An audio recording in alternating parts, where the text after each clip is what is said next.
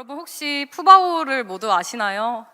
이전에 설교에서 누가 얘기하셨을지는 모르겠지만 푸바오는 현재 우리나라에서 가장 인기가 있는 판다입니다. 2014년 중국에서 우리나라로 에버랜드로 러바오와 아이바오를 데려와서 자연 번식을 통해서 태어난 판다가 바로 이 푸바오입니다. 푸바오의 인기만큼이나 정말 큰 인기를 얻고 있는 분이 있는데요. 푸바오의 할부지라고 불리는 강철원 사육사이십니다. 푸바오를 향한 애정이 대단해서 인기가 있기도 하지만 러바오와 아이바오를 한국으로 데려오기까지의 여정과 국내, 우리나라에서 판다 자연분만으로 번식에 성공하였다는 이야기를 통해서 이 강철원 사육사가 유명해지게 되었습니다. 그런데 그 과정들을 살펴보면 이 사육사의 사랑과 노력이 얼마나 대단했는지를 알 수 있습니다. 판다들, 우리가 앞서 봤던 판다들은 자이언트 판다로 분류가 됩니다. 판다는 지금 전 세계적으로 멸종 취약 동물로 지정되어 있습니다. 심지어 자연적으로 번식을 한다는 것이 어렵다고 합니다. 강철원 사육사는 처음 아이바오라는 판다를 데려올 때부터 지극정성으로 돌보았고 밤낮을 가리지 않고 경계심을 없애기 위해서 함께 지냈다고 합니다. 또한 발로 뛰면서 전국의 좋은 대나무를 찾아서 다니기도 했고 판다와 소통을 하기 위해서 심지어 중국어까지 배웠다고 합니다. 그는 늘 사랑의 언어로 그리고 사랑의 손길로 그 판다들 곁에 함께해 주었습니다. 그 정성 어린 마음이 통했는지 우리나라에서 자연 번식을 성공해 푸바오를 얻게 되었고 심지어 쌍둥이 판다들까지 최근에 태어나게 되었습니다. 이렇게 강철원 사육사가 보여준 모습들은 사랑이 없이는 불가능한 모습입니다. 또한 사랑이 있었기에 불가능한 것도 해결해낼 수 있었습니다. 그 정성스러운 돌봄과 사랑이 우리의 삶 가운데 함께한다면 얼마나 좋을까요? 트렌드 코리아 2024라는 책이 있습니다. 우리나라의 소비 동향이 어떻게 될지 분석을 해놓은 책입니다. 크게 10가지의 키워드를 선정해 놓았는데요. 특이한 이들 중에서 저 마지막 돌봄 경제라는 말이 저는 가장 눈에 들어오게 되었습니다. 돌봄 경제라고 하면 고령자나 장애인, 어린 아이들과 같이 사회적 약자들을 먼저 떠올릴 수가 있습니다. 그런데 이제는 돌봄이라는 용어가 우리가 앞서 말했던, 우리가 평소 생각했던 사회적 약자들을 배려하는 차원에서 활성화되는 기능이 아니라 이제는 사회 어느 누구에게나 필요한 것이라고 말합니다. 한마디로 모든 사람이 정신적으로, 경제적으로, 사회적으로 돌봄이 필요하다는 분석을 내놓았습니다. 아무리 시대가 변화한다 해도, 아무리 개인주의가 되어도, 냉소적인 사회가 되어도 정서적인 안정감과 혹은 결핍됨을 채워가는 그 과정은 필요하다는 것을 알려주었습니다. 이 책의 한 부분에 이런 글이 있었습니다. 돌봄의 영향력은 연쇄적이다. 제대로 된 돌봄을 받은 사람은 반드시 다른 사람도 잘 돌볼 수 있을 것이며 이 사회 전체의 건강함을 높이는 밑거름이 된다라고 쓰여 있습니다. 그래서 여기서 서로 돌봄이라는 말을 꺼내면서 서로 돌봄이 필요한 시대다라고 이야기했습니다. 저는 이 내용을 보았을 때 서로 돌봄에 대한 것은 이미 2000년 전에 예수님께서 우리에게 남겨주신 메시지가 아니었나라는 생각을 하게 되었습니다. 그렇다면 서로 돌봄의 시작은 무엇이 되어야 할까 생각하게 되었습니다. 서로 돌봄의 시작은 이미 우리 바른교회 안에서 수없이도 행해지고 있는 한 가지의 모습이 있었습니다. 저는 서로 돌봄의 시작을 성찬이라고 생각했습니다. 오늘 말씀을 통해서 세상에서 말하는 트렌드가 아닌 예수님이 알려주신 방향을 통해서 삶을 결단하며 나아가는 시간 되기를 간절히 소망합니다. 오늘 본문은 예수님이 잡히시기 전날, 십자가에 달려 죽으시기 전날 제자들과 함께 유월절 만찬을 보냈던 이야기입니다. 예수님은 그동안 자신을 잡으려 하던 사람들을 잘 피해 오셨습니다. 하지만 마지막 유월절을 제자들과 함께 보내기 위해서 자신을 적대시하는 사람들이 있는데도 불구하고 예루살렘으로 들어가셨습니다. 예수님은 유월절 음식을 준비하도록 제자들에게 부탁하셨습니다. 그리고 큰 다락방을 찾아서 그 자리를 펴고 그곳에 함께 들어가 앉으셨습니다. 예수님은 식사 중에 제자들 중 한 명이 나를 팔 것이라고 이렇게 말씀하셨습니다. 밥을 먹던 중 청천벽력 같은 소리가 아닌가 싶었습니다. 아마도 제자들 중에는 밥 먹다가 체한 제자들도 있었을 것입니다. 놀란 마음을 가지고 식사를 이어가던 중간에 예수님은 유월절 식사 음식들을 통해서 오늘날 우리가 잘 알고 있는 성찬에 대한 말씀을 제자들에게 알려주셨습니다. 유월절은 이스라엘 민족이 장자의 죽음을 피할 수 있게 해주신 하나님께 감사드리는 절기였습니다. 그리고 애굽에서 노예로 종으로 살며 폭력과 억압을 받으며 살던 날에서 벗어나게 해주신 하나님의 구원에 대한 감사를, 그 날의 기억들을 기억하며 지키는 절기입니다. 하나님께서 구원해 주셨던 그 날을 잊어버리지 않기 위해서 지키는 이 절기가 오늘 예수님을 통해서 완전한 새로운 의미로 변화하게 되었습니다.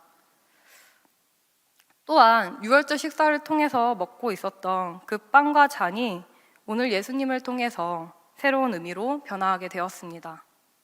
22절을 함께 읽어보겠습니다. 그들이 먹을 때에 예수께서 떡을 가지사 축복하시고 떼어 제자들에게 주시며 이르되 받으라 이것은 내 몸이니라 하시고 아멘. 떡을 떼서 제자들에게 나눠주시며 이 떡이 의미하는 것이 예수님의 자신의 몸이라고, 그렇게 몸을 나타낸다고 말씀하셨습니다. 유월절 식사로 차려진 것 중 떡을 가지셨다 하시니 이 떡은 아마도 무교병이었을 것입니다. 이제는 이 떡을 먹을 때마다 예수 그리스도께서 함께 하심에 대해서 제자들은 떠올리게 되었습니다. 이어서 23절과 24절을 함께 읽어보겠습니다. 또 잔을 가지사 감사기도 하시고 그들에게 주시니 다 이를 마시매 이르되 이것은 많은 사람을 위하여 흘리는 나의 피 곧 언약의 피니라. 아멘. 빵을 나누신 후에 잔을 들어 제자들에게 나눠주셨습니다. 제자들이 함께 나누어 마신 잔은 많은 사람을 위해 흘리신 예수님의 피이자 언약의 피라고 말씀하십니다. 예수님께서 십자가 고난을 받을 것을 아시고 제자들에게 앞서 예고하신 것과 일맥상통하는 부분이기도 합니다. 눈치가 빠른 제자였다면 많은 사람을 위해 흘리는 나의 피다라는 말씀을 들었을 때 예수님께서 희생하심으로 피를 흘리는 상황이 올 것임을 눈치챘을 것입니다. 희생은 슬픔과 아픔만을 떠올릴 수 있겠지만 예수님의 희생은 새 언약을 이루시기 위한 희생이라는 것을 기억해야 합니다.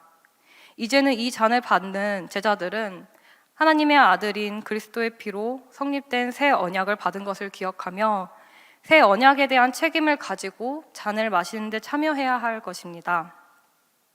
저는 오늘 우리 사랑하는 성도님들과 함께 성찬에 대한 자세한 의미를 깊이 고찰하고자 하기보다는 예수님을 기억하는 방식과 예수님이 오늘 우리에게 남겨주신 메시지를 더 깊이 생각해 보려고 합니다.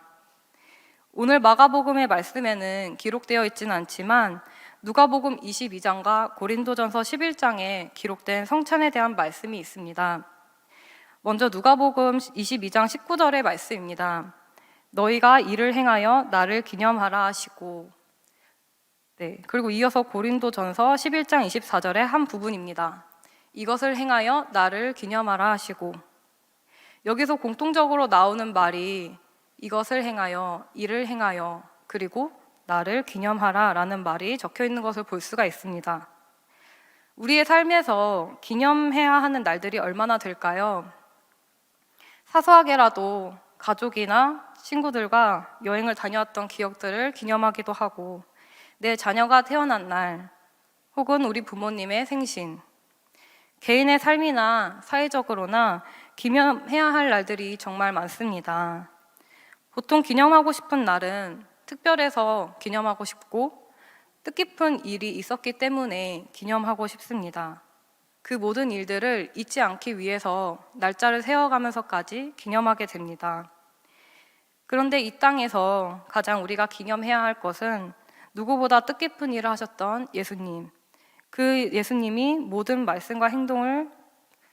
하셨던 모든 말씀과 행동을 이어가고 기억하기 위해서 우리는 이 성찬을 통해서 기념하게 됩니다. 예수님이 부탁하신 나를 기념하라 라는 메시지는 헬라어 원문을 살펴보게 되면 기념하라라고 말하는 것보다 기억하라라는 번역이 더 의미에 가깝다고 합니다. 그러면 이것을 행하여 나를 기념하라라는 말은 이것을 행하여 나를 기억하라가 됩니다. 기억하다는 헬라어로 아남네시스로 쓰여 있지만 이 아남네시스의 원형을 찾아보면 미메네스코마이라고 되어 있습니다. 미메네스코마이, 기억하다. 기억하다라는 말은 성경에 찾아보면 곳곳에 나와 있습니다. 그 대표적으로 신명기 5장 15절의 말씀이 있습니다. 함께 읽어보겠습니다. 너는 기억하라. 내가 애굽 땅에서 종이 되었던 내 하나님 여호와가 강한 손과 편팔로 거기서 너를 인도하여 내었나니 그러므로 내 하나님 여호와가 내게 명령하여 안식일을 지키라 하느니라. 아멘. 이스라엘을 구원하신 하나님을 기억하고 안식일을 지키라 하십니다. 미메네스코마이, 기억하라라는 것은 머리로 생각하고 문득 떠올리는 것으로 끝나는 것이 아니라 기억하며 동반되는 어떤 행동들이 있습니다. 그 행동들은 모두 구체적인 행동으로 기록되어 있습니다. 구원의 하나님을 기억하며 안식일을 지키라 했던 신명기의 말씀처럼 예수님께서 이것을 행하여 나를 기억하라 라는 것은 단순히 생각에서 멈추는 것이 아니라 행동으로 이어지기를 바라는 고차원적인 예수님의 부탁이십니다. 예수 그리스도를 기억하는 일과 동반되어야 하는 일들은 첫 번째로 우리가 예수님의 식탁의 자리로 나아가는 것입니다. 두 번째로 형제 자매와 함께 떡과 잔을 나누는 일입니다. 세 번째로 우리의 삶으로 돌아와 예수님이 하셨던 일들을 실천하는 것입니다. 당시 이스라엘 백성들에게 무교봉과 포도주는 쉽게 구할 수 있는 절기 음식이었습니다. 예수님은 사람들이 일반적으로 구할 수 있는 것을 통해서 영적으로 영원히 배고프지 않도록 하게 하셨습니다. 저는 가끔 이 본문을 읽을 때 그런 생각을 해보았습니다.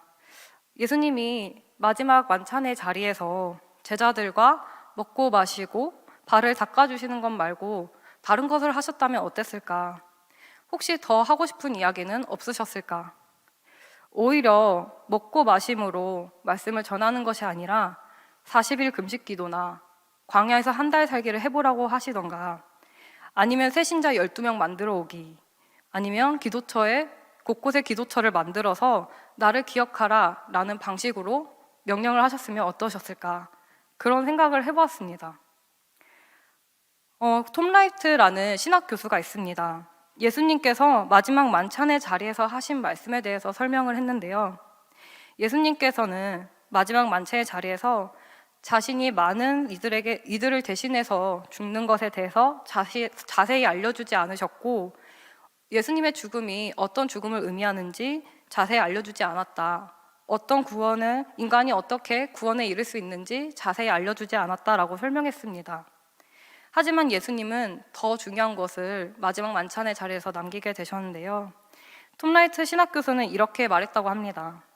예수님은 제자들이 행할 예식을 주셨다. 구체적으로는 함께 나누어 먹을 음식을 주셨다.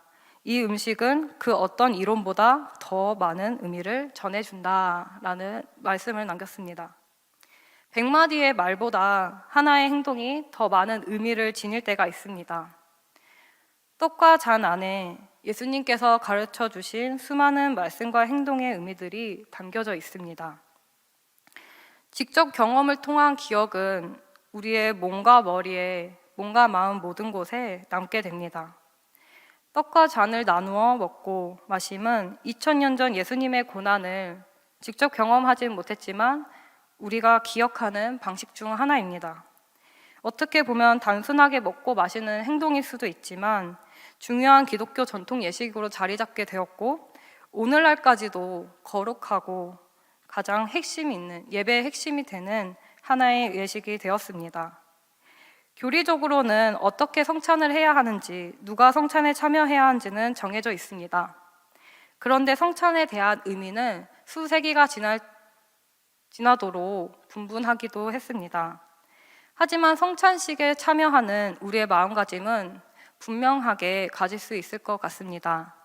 우리가 먹는 떡과 잔이 우리에게 어떤 참된 양식으로 존재하게 되는지 깊이 고민해야 합니다. 먹고 마심으로 예수님의 고난을 기억하고 예수님이 주신 새 언약을 지켜가는데 책임을 지겠다고 결단하는 거룩하고 일용할 식사가 되어야 할 것입니다. 제가 지난 10월에 안수를 받게 되었습니다.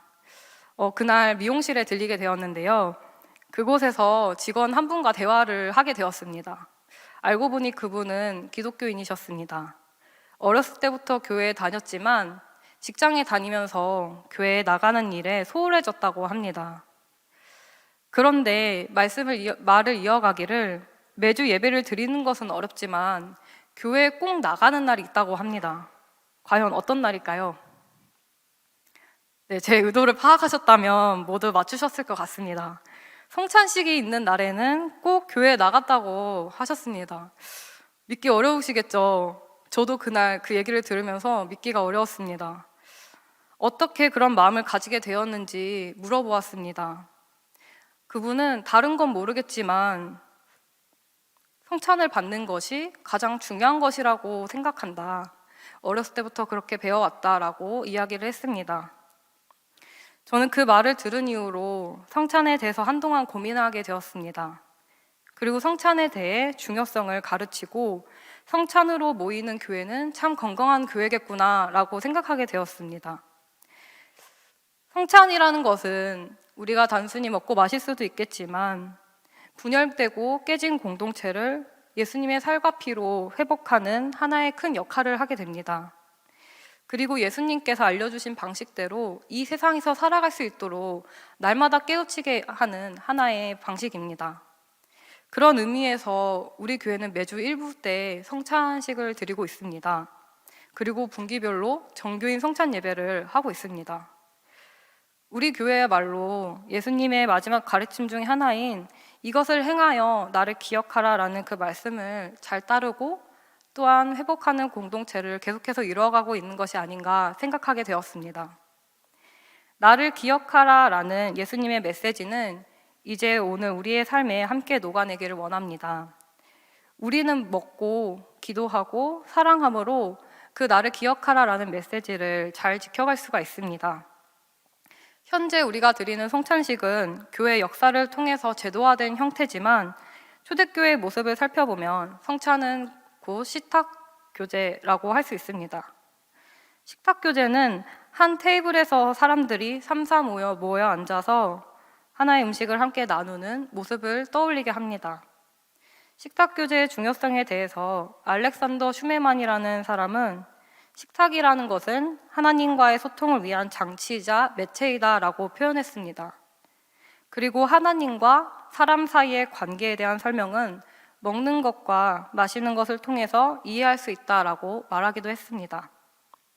그렇다면 성찬은 그리스도와 소통하는 방식으로서의 하나이며 그리스도의 생명으로 우리의 삶을 채우는 필수적인 장치입니다. 이것을 다른 말로 코이노니아, 나눔, 친교라고도 말합니다. 성찬에 참여할 때 내가 단순히 종교적인 제의로 이것에 참여했고 혼자만의 생각으로 감상에 젖어 보내는 것이 아니라 그 순간을 함께 누리는 형제 자매들과 기쁨을 나누는 시간으로까지 이어져야 합니다. 주님의 떡과 잔을 먹을 때마다 그렇게 되어야 합니다. 주님의 식탁을 통해 성찬에 참여했다면 우리들은 이제 기도의 자리로 나아가야 합니다. 우리는 항상 감사 기도하기를 멈추지 않아야 합니다. 또 앞으로 펼쳐질 하나님의 구원의 계획들에 대해서 생각하고 우리는 어떤 삶으로 나아갈 것인가 간구하며 기도해야 합니다.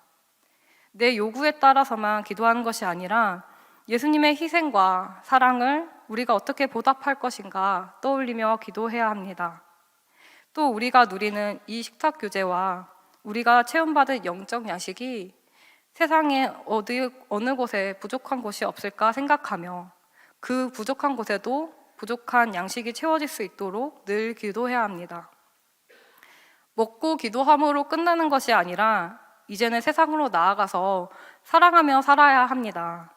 예수님이 말씀하신 나를 기억하라를 지키기 위해서는 구체적인 행동으로 연결되어야 한다고 말씀드렸습니다. 그것이 바로 사랑하는 일입니다. 많은 그리스도인들은 먹고 기도하는 것까지는 정말 잘하십니다. 그런데 사랑한다는 것, 그것을 삶으로 이어서 실천한다는 것은 참 어렵습니다. 예수님은 모든 관계 속에서 함께 하셨습니다. 마지막 만찬의 자리에 그 모습을 생각해 보면 자신을 배신하려 했던 제자가 있었지만 그 제자도 다른 제자들과 동일하게 자신의 떡과 잔을 나눌 수 있도록 나눠주셨고, 또한 다른 제자들과 비교하지 않고 똑같이 발을 씻어주셨습니다. 어떤 무리에 장애를 가지고 있거나 피부병에 걸려서 같이 하지 못하는 사람이 있더라도, 어떤 모습을 하고 있는 사람이 있더라도 사랑으로 손잡아 주셨고 치유해 주셨습니다. 손가락질 받는 사람이 있더라도 그 사람을 사랑으로 감싸 안아 주셨습니다. 이렇게 사랑의 본을 보여주신 예수님께서 제자들에게 새 계명으로 세상을 살도록 하셨습니다. 그 계명이 요한복음 13장 34절의 말씀입니다. 서로 사랑하라. 내가 너희를 사랑한 것 같이 너희도 서로 사랑하라. 마지막 6월절에 제자들에게 남긴 이 계명은 서로 사랑하라라는 것이었습니다. 서로 사랑해서 서로, 이 말은 둘 이상의 대상을 뜻하는 부사어입니다. 나만이 아니라 당신과 우리를 포함하는 말입니다. 그렇기 때문에 사랑은 관계를 통해서만 이루어갈 수 있습니다. 그런데 만약 내 주변의 관계가 단절되었다면 사랑이 부재한 것입니다. 또한 사랑이 부재하면 돌봄이 필요한 곳이 늘어나게 됩니다. 사랑이 결핍된 곳에 그리스도의 생명이 풍성히 채워지도록 우리가 날마다 먹고 기도하고 사랑하는 것을 멈추지 않아야 합니다. 오늘날을 자유시장 경제라고 표현합니다. 원하면 원하는 대로 풍요를 생산해내면서 살아갈 수가 있습니다. 또한 필요 이상으로 원하는 것을 구입하기도 하고 넘치도록 먹고 마실 수 있는 세상입니다. 또한 개인적으로 자기의 성취를 이루고 행복을 이루는 것을 쉽게 찾을 수 있도록 돕는 세대이기도 합니다. 하지만 그 안에 영양가 있는 식사와 진정한 기도, 진정한 사랑이 있는가 질문해야 합니다. 또한 그리스도의 십자가로 이 시대를 비추어 보고 우리의 삶을 재조명해 봐야 합니다. 하나님은 그리스도의 빵과 잔을 먹고 마신 우리를 변화된 그리스도인으로 살게 하십니다. 그리스도의 생명을 먹은 우리가 세상의 청지기로 사랑과 돌봄이 필요한 곳에 필요한 양식을 채우며 살도록 만드십니다. 이제는 함께 먹고 함께 기도하고 서로 사랑합시다. 사랑함으로 예수님을 구체적으로 우리 삶에서 기억해내시는 여러분과 제가 되기를 간절히 소망합니다. 기도하시겠습니다. 창조주 하나님, 우리의 몸과 마음이 언제나 주님만을 기억하며 예수 그리스도의 삶을 우리의 삶에서 드러내도록 그 힘과 지혜를 허락하여 주옵소서. 저희가 주님의 일을 감당할 때 세상이 요구하는 방향과 달라 손가락질 받고 멸시받을지라도 세상 가운데서 쓰러지지 않고 지치지 않게 하옵소서. 우리가 주님을 통해 먹고 기도하고 사랑함으로 차갑고 각박한 이 세상에 따뜻한 주님의 온기로 덮게 하옵소서. 한 해를 돌아보니 주님의 은혜와 주님의 손길이 닿지 않은 적이 없습니다. 오늘날까지도 무사히 살아내게 하시고 사랑하며 살게 하신 주님의 은혜에 감사합니다. 언제나 우리를 사랑하시고 언제나 함께 하시는 주님을 잊지 않고 살아가도록 도와주옵소서. 예수 그리스도의 이름으로 기도드립니다. 아멘.